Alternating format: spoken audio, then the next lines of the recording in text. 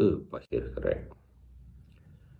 என்ன அந்த மாதிரியான படைப்பு அப்படின்னா, இப்போ கணவன் மனைவி அல்லது காதலன் காதலி, ஆண் பெண்குள்ள வரக்கூடிய சங்கடங்களை தீர்த்து வைப்பதற்காக சில அசையா பொருளை ஆண்டவன் இந்த பூமியிலே படைத்திருக்கிறார்.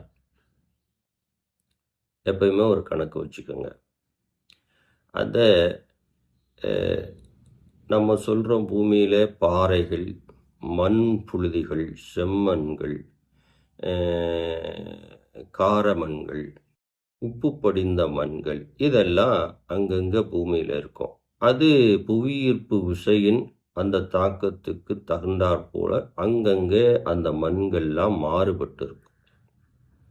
இதை நீங்கள் பார்த்துருக்கலாம். உங்கள் ஊர்களில் நீங்கள் வாழ்கின்ற இடத்துலையே ஒரு இடத்துல மண் நல்லா இருக்கும், இன்னொரு இடத்துல உப்பு பொங்கியது போல இருக்கும்.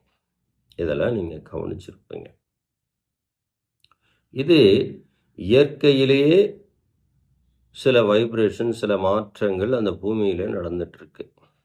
இப்போ கணவனுக்கும் மனைவிக்கும், ஆணுக்கும் பெண்ணுக்குமான பிரச்சனை அல்லது அப்படி வச்சுக்கோங்க, இந்த பிரச்சனையை தீர்ப்பதற்கு சாஸ்திர விதிகளில் சொல்லப்பட்டிருக்கிற ஒரு பாறாங்கல்லுன்னு வச்சுக்கோங்க.